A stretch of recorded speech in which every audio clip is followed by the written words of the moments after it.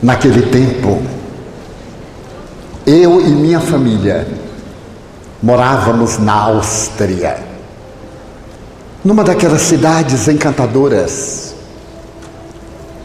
nas quais as flores têm um caráter eterno. Meu pai era um médico clínico e ele tinha por hábito atender os aldeães gratuitamente, porque meu pai era um homem muito generoso e muito rico. Minha mãe era educadora e ela procurava atender ao maior número possível de crianças, ora em nossa casa, ora na sinagoga, noutras vezes em qualquer lugar. Nós éramos uma família feliz, meus pais, meu irmão e eu. Todo dia, ao entardecer, depois que fazíamos a última refeição, sentávamos na varanda e olhávamos os Alpes. A natureza sempre ridente, na primavera, porém, enlouquecida de flores. As colmeias produzindo mel, as abelhas zumbindo, o agradável odor da terra e as flores. Naquela oportunidade, papai contava como era o seu dia. E logo depois, mamãe falava para nós que a essência da vida é o amor. Então ela contava as experiências com as crianças.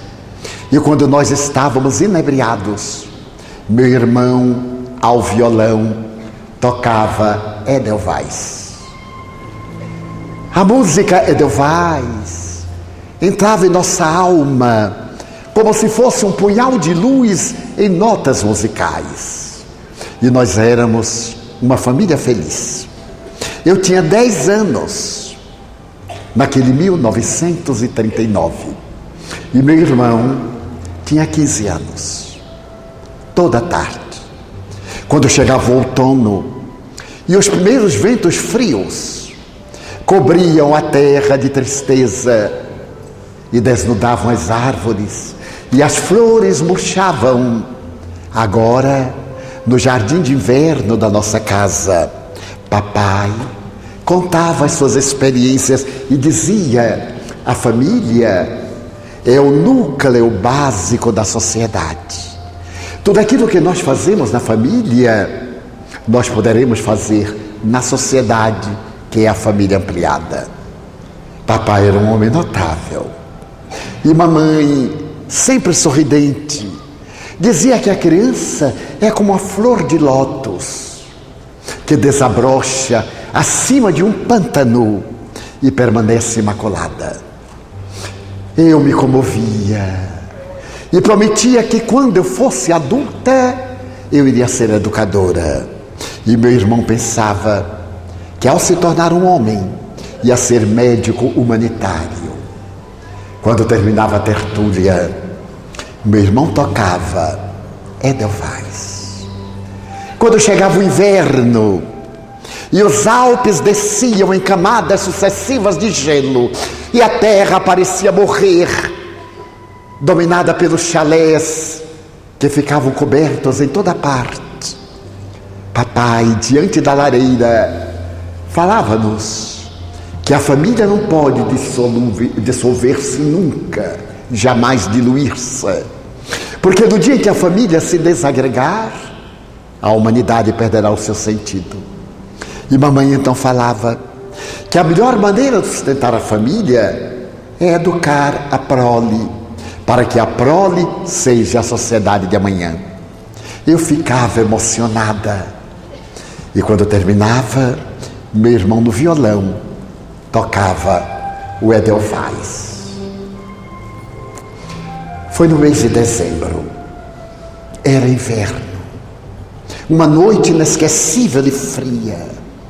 Um camorão parou à nossa porta e homens vestidos de negro, enfesados de óculos escuros, arrombaram a porta da nossa casa e entraram violentamente com cães.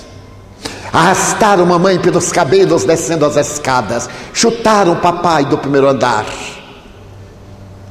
Seguraram-nos pelas mãos, a mim e meu irmão, e arrastaram-nos. Nós chorávamos. E papai nos olhou com o rosto ensanguentado e sorriu e disse: é por pouco tempo, meus filhos. Ninguém destrói a família.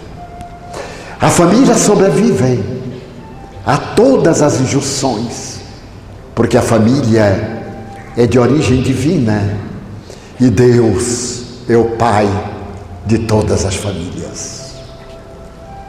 Nós fomos jogados naquele camorão negro como objetos. Eu não sabia por quê. Varamos a noite na direção de Viena e no dia seguinte fomos atirados no vagão de trem de gado como animais pestosos. Onde estavam outras pessoas aturdidas, desfiguradas? E papai abraçou-nos e abraçou a mamãe e disse com o rosto dilacerado pelas bofetadas: será por pouco tempo, meus filhos. Tudo na terra é por pouco tempo. Mesmo quando demora muito, é por pouco tempo. O trem varou o dia, venceu a noite e o outro dia, e por fim chegou a um lugar que eu nunca ouvira falar antes: campo de concentração, de extermínio. Eu pude ver na entrada, escrito em ferro: o trabalho dignifica. Eu não sabia o que era um campo de concentração. Eu também não sabia o que era a palavra extermínio. Mas naquele momento, quando os cães começaram a morder-nos para sair dos vagões e entrar naquela massa imensa, atordoada, papai nos abraçou pela última vez e disse agora chorando: será por pouco tempo, por pouco tempo. Ninguém destrói aqueles que se amam. Nenhuma força destrói a família. Mamãe nos olhou a mim e ao meu irmão. E então nós fomos separados. As crianças foram para um lado, os homens para outro, as mulheres para o outro. Logo cortaram os cabelos lindos, louros e cacheados de mamãe. E eles foram mandados para um casarão quadrangular, soturno. E alguém falou baixinho: é a câmara de gás. Eles entraram ali e disseram: vão tomar banho para se livrar dos piolhos. E eles nunca mais saíram dali. Logo depois, fornos muito altos, com as suas bocas escancaradas e negras para os céus, começaram a vomitar uma fumaça escura, com um cheiro terrível. E alguém disse: são os crematórios.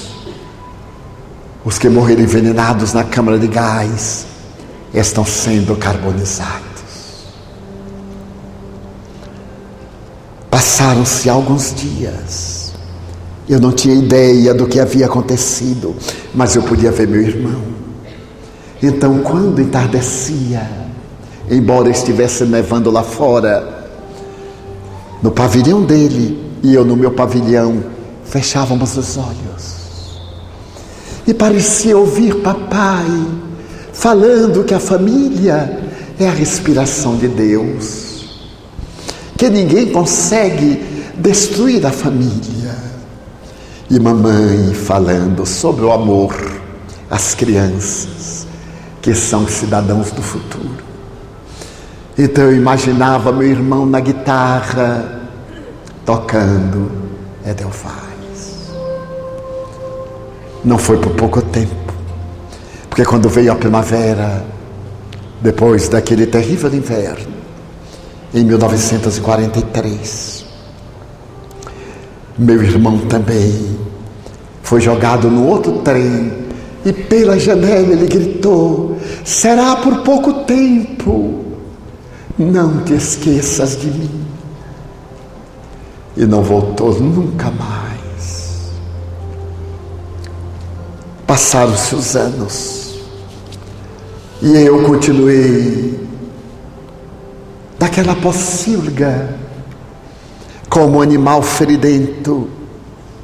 Mas quando entardecia no inverno, no verão, na primavera ou no outono, eu fechava os olhos e pela imaginação eu via nossa família em nossa casa muito bonita, numa aldeia florida da Áustria, e papai conversando conosco e mamãe também, e meu irmão tocando Edelweiss. Passaram-se muitos anos. No dia 5 de abril de 1945, eu estava com 16 anos. Eu já sabia o que era um campo de concentração, o que era o extermínio, o que era a câmara de gás, os fornos crematórios. Eu sabia. Os tanques ingleses entraram em Auschwitz, onde foram assassinadas mais de 1 milhão de pessoas nas câmaras de gás. Alto-falantes anunciavam em 5 idiomas: liberdade, liberdade, a Alemanha foi vencida, liberdade. A semelhança de fantasmas que saíssem das sepulturas, buracos abriram-se no chão e saíram pessoas que eram somente ossos. Daqueles pavilhões odientos saíram fantasmas que respiravam, e eu também. Liberdade. Eu vi o portão por onde entráramos. Fazia tanto tempo. Por que papai disse que não ia demorar? Então entardecia. Eu quis sair. Era primavera. Então eu notei que naquele lugar miserável também havia flores. Eu nunca tinha notado nas primaveras anteriores, porque a escravidão nos cega. Eu nunca tinha notado que havia árvores e pássaros. Eu nunca tinha notado que o sol e o céu eram brilhante e azul. Então eu fechei os olhos, e enquanto me levavam para uma ambulância da Cruz Vermelha, eu me lembrei de nossa casa na aldeia dos Alpes. Papai, mamãe, meu irmão e eu, e ele tocando Edelweiss. Passaram-se muitos anos. Muitos anos. Eu estou quase com 80 anos e voltei pela primeira vez à minha aldeia. Reconquistei a casa em que viveram meus pais, meu irmão e eu, numa família feliz. É primavera. As flores dão gargalhadas de cores. E o vento carrega-lhes o hálito em forma de perfume. Há uma certa magia na natureza. Eu estou tão cansada, tão só. Sento-me na varanda. A tarde declina. Fecho os olhos e ouço o papai. Ele está dizendo que a família é a alma da sociedade. Quando a família adoece, a sociedade decompõe-se. E mamãe complementa: a família somos nós, você e eu. Como os órgãos de um corpo, é necessário haver harmonia para que o corpo funcione. Cada um de nós é um órgão. Qual o mais importante? Não existe. Todos são de suma importância para produzir harmonia. Então, depois que eu ouço pela imaginação tudo isto, eu ouço meu irmão tocando Edelweiss. Faz tanto tempo. E eu me pergunto, por que existe tanto ódio no mundo? Por que existe tanto preconceito no mundo? Preconceito de raça e de etnia. Preconceito político e religioso. Preconceito social e econômico. Porque as famílias são preconceituosas umas contra as outras.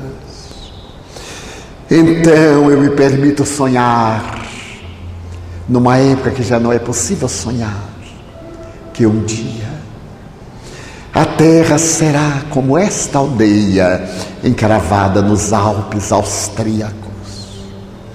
E as famílias serão como as flores miúdas do jardim. A beleza delas é que são todas diferentes. E por isso tem harmonia. Se todas as flores fossem brancas, ou amarelas, ou vermelhas, ou de uma mesma espécie, ninguém suportaria. Mas neste painel de diferenças, há um sublime toque de harmonia. Então aqui, aguardando que papai, mamãe e meu irmão venham do além, muito além, chamar-me para a nossa família no mais distante. Eu espero que ao ouvir o Edelweiss, a humanidade como no hino de aleluia, seja somente uma família. A morte não demorará, mas a morte é vida, é libertação. Acredito na criatura humana e abjuro o preconceito da criatura humana. Então até lá, Auf Wiedersehen, adeus. E até lá, vielen Dank, muito obrigado. Mas que tenhamos a sensibilidade de construir uma família que seja tão delicada como a suave música do Edelweiss.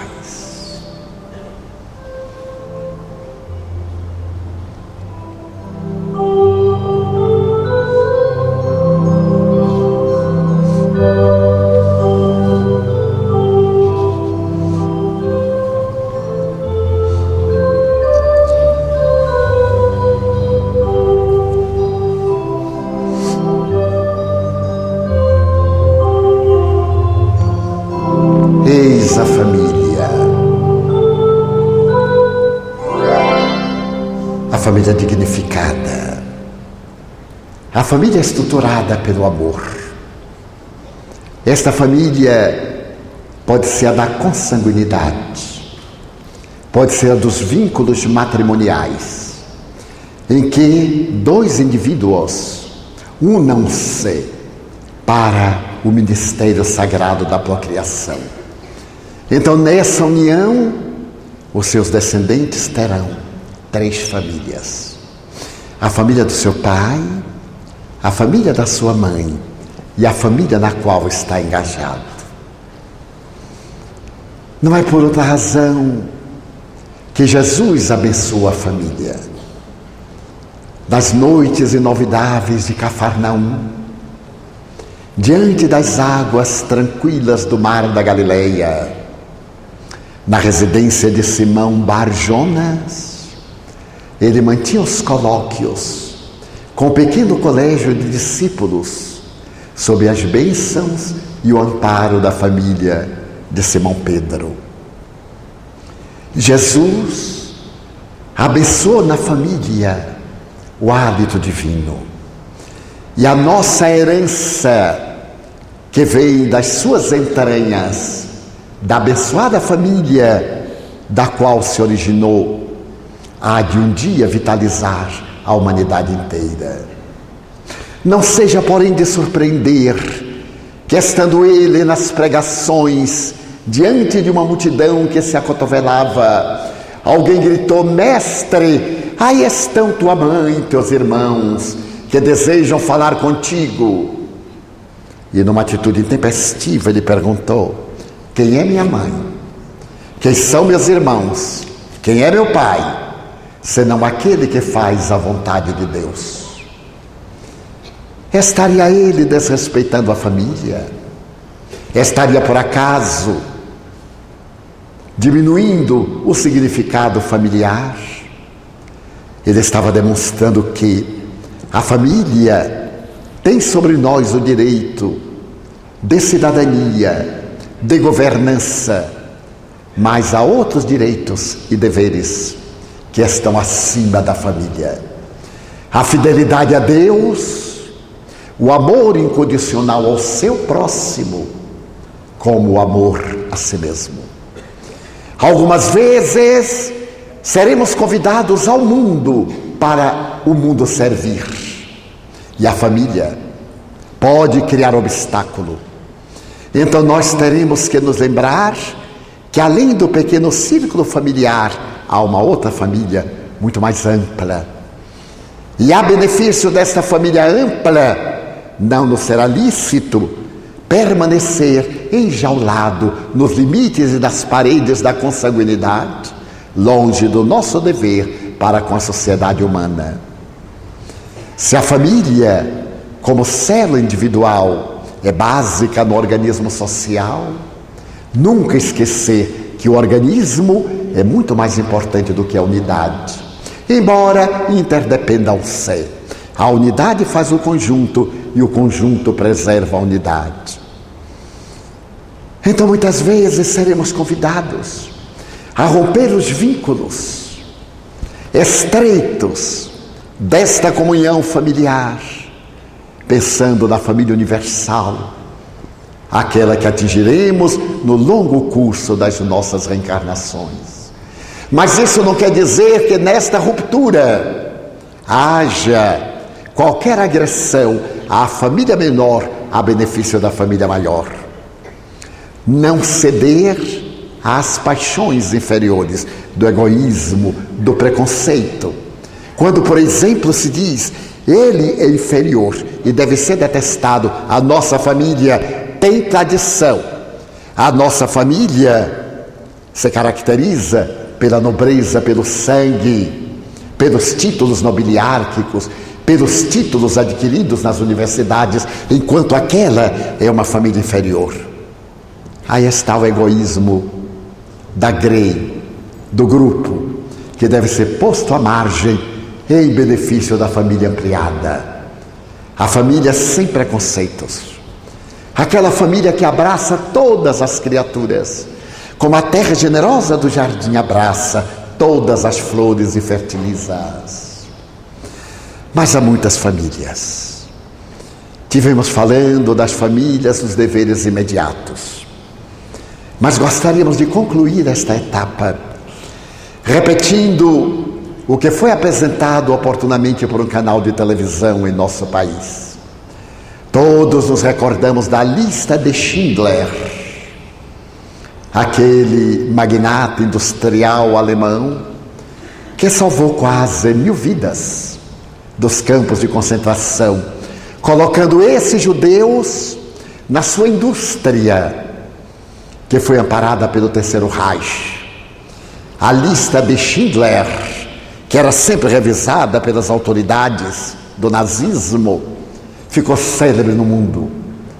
E Schindler e sua mulher morreram praticamente na miséria. Ela em Buenos Aires há pouco tempo e ele na Alemanha, depois de por ideal da família universal, alemães que eram do Terceiro Reich, consideraram os judeus perseguidos como criaturas dignas e amadas da sua própria família. Mas há uma outra família, há uma outra lista, a lista de Winton. Winton foi uma personagem inglesa que acaba de cumprir 99 anos numa cidadezinha do interior da Inglaterra, que realizou uma das mais belas sagas do século XX e optou pelo anonimato. Aquele homem de idade avançada, de semblante suave, gostava muito de cuidar do seu jardim. E a sua mulher, também nonagenária, amava-o com extremos de ternura, principalmente pelos momentos de mutismo que ele conseguia manter na sua estrutura generosa e simpática, devotada e nobre.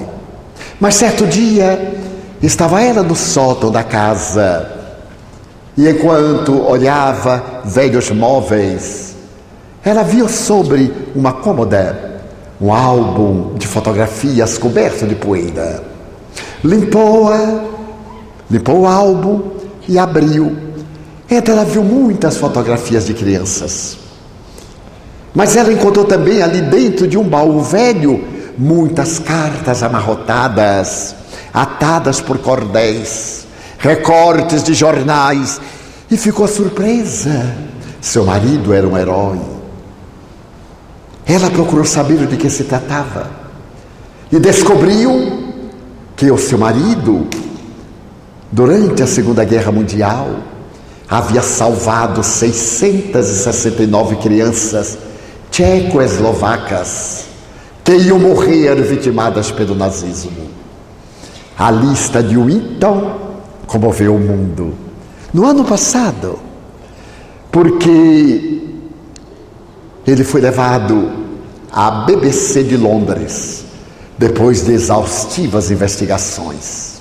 Sem saber de nada, ele estava sentado no auditório repleto e a entrevistadora olhou para ele e disse: a mulher que está ao seu lado é uma das crianças que o senhor salvou dos campos de concentração e de extermínio do nazismo. Ele olhou aquela mulher vetusta de quase 60 anos e não sabia explicar.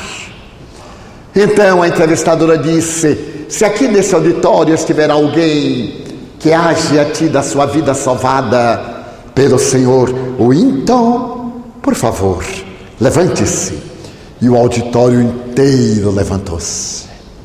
Todos eram filhos espirituais daquele homem venerando e idoso. Tudo começou em 1989. Ele contava 29 anos e visitava a Tcheco-Eslováquia, então uma única república, em uma jornada de férias. A guerra ainda não estalara, mas a República Tchecoslovaca estava sob o protetorado da Alemanha, isto é, governada pelo nazismo.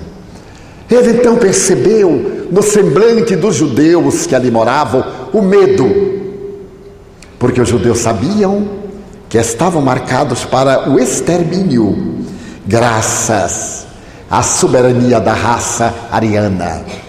Em toda parte por onde ele passava, ele via aquela expressão de horror desenhada no rosto das pessoas. Então ele teve uma ideia. Ele teve uma ideia de escrever a diferentes países, perguntando se estavam dispostos a aceitar crianças judias que que ele iria mandar da República Tchecoslovaca. Não recebeu resposta. Há ocasiões em que a criatura humana vale menos do que um animal. Naquele período mais tarde, muitos judeus eram vendidos a $50 e ninguém queria comprar. Mas a Suécia e a Inglaterra responderam-lhe que estavam dispostas a receber crianças judias. E ele, jovem, começou a fazer a sua lista, a organizar o grande número de crianças que ia mandar para fora. E os pais sabiam que nunca mais iriam vê-las. Mais tarde, agora como adultos, aquelas antigas crianças diziam, ainda me lembro do olhar de papai, quando ele me fez o sinal e disse Shalom pela última vez. Era a paz. Ele nos entregava uma família estranha, que eu não sabia quem era. E eu tampouco sabia que nunca mais ia ver papai ou mamãe. Assim, saiu o primeiro carregamento de crianças, 669, de férias. Foi o ardil que ele conseguiu para ludibriar as autoridades que governavam a Tchecoslováquia. E quando o navio chegou a Southampton, lá estava o jovem Winton com a sua lista para mandar para as diferentes casas na Inglaterra, na Suécia. E ele estava organizando a segunda lista com 250 crianças. Mas a guerra estourou e ele não pôde tirar essas crianças da República Tchecoslovaca. E todas foram assassinadas pelo crime de serem descendentes de judeus.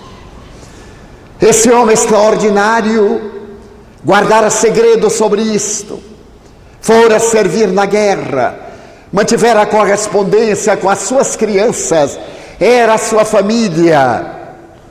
Ele casou-se e guardou segredo a respeito dos seus filhos, que cresceram, que lhe narraram as experiências novas, que lhe agradeceram, que lhe beijaram as mãos. Mas ele não pediu a nenhum que ele fosse reconhecido, que sequer agradecesse. A nenhum ele pediu que ele desse qualquer demonstração de afeto. Não era importante. Era importante que essas vidas fossem felizes nas famílias que a divindade lhes havia destinado. Ele ali estava para receber uma homenagem da BBC, em nome do governo inglês. Mas ele era tímido demais. Ele procurava ver naqueles indivíduos, agora, já na terceira geração, o fruto do seu trabalho, do seu amor em favor de uma família não consanguínea, em prol da família universal. Terminado o espetáculo, recebidas as homenagens, ele parecia embaraçado como uma criança, porque não havia feito nada demais, nada de extraordinário. Apenas 669 vidas ele salvara. A rainha da Inglaterra mandou chamá-lo do palácio de Buckingham e deu-lhe uma medalha. O governo da República Tcheca concedeu-lhe também uma medalha. O governo dos Estados Unidos mandou uma carta de congratulações. E pelas repúblicas tcheca e eslava, corria-se uma lista para que o Sr. Winton recebesse o Prêmio Nobel da Paz, pelo que havia feito com a sua lista, com as suas crianças. Terminada a apresentação do programa pela rede de televisão do Brasil, os repórteres foram entrevistar aquele homem de 98 anos de idade e perguntaram como é ser um herói. E ele redarguiu, mas como herói? Herói é aquele que arrisca a sua vida. Sim, mas o senhor arriscou a sua vida. Não, eu não arrisquei a minha vida. É tão extraordinário viver em benefício de outras vidas. Eu não fiz nada demais. Mas o senhor não se sente orgulhoso do que fez? Não. Eu me sinto pesaroso de não haver conseguido salvar aquelas outras vidas por uma questão apenas de tempo. E agora, o que é que o senhor deseja com a maior veemência? Bem, é que logo mais eu estarei completando 99 anos. E haverá uma festa muito íntima em nossa casa, em homenagem ao meu 99º aniversário, com os votos para que a minha existência chegue ao 100º ano. A lista de Whitton é indubitavelmente um grito de solidariedade e de amor em favor da família universal. Durante estas horas, nós temos convivido em torno do ideal da família. Que ao chegarmos em nossas casas, logo mais, à noite, olhemos nossos filhos com melhores olhos do que os olhamos com bons olhos. Olhemos os nossos parceiros, os nossos cônjuges, olhemos-nos uns aos outros e lembremos-nos da grande importância nossa no concerto da família universal. Aprendamos a entender que um dos fatores essenciais na educação é a tolerância para com as falhas alheias, é o rigor para com as próprias falhas e é a construção de hábitos saudáveis em nome da dignificação moral que está destinada a todos nós. Se nos equivocamos através do aborto, se nos equivocamos através de litígios, se geramos situações embaraçosas com nossos filhos, ou se nós, os filhos, geramos situações difíceis com os nossos pais, façamos hoje como o Dr. Jim Ornish, aquele cardiologista a que me referi, peçamos desculpa ao nosso pai, à nossa mãe, enquanto eles estão em nosso caminho, que possamos pedir-lhes desculpas, que nós, os pais educadores, possamos pedir desculpa aos nossos filhos, aos nossos educandos, pela inabilidade, pela imprevidência ou pela imaturidade com que os educamos. Mas que todos nós identificamos que há um sentimento de grande interesse em favor da harmonia e que é muito fácil viver feliz dentro de nosso lar. O lar é o sublime santuário que Deus nos ofereceu para o processo de evolução intelecto-moral. É nele que desenvolvemos a inteligência que está adormecida no instinto, caminhando na direção da consciência e da razão. Mas é também no lar que vamos desenvolver o sentimento da afetividade, da loba que lambe o filho, na mãe que beija o descendente.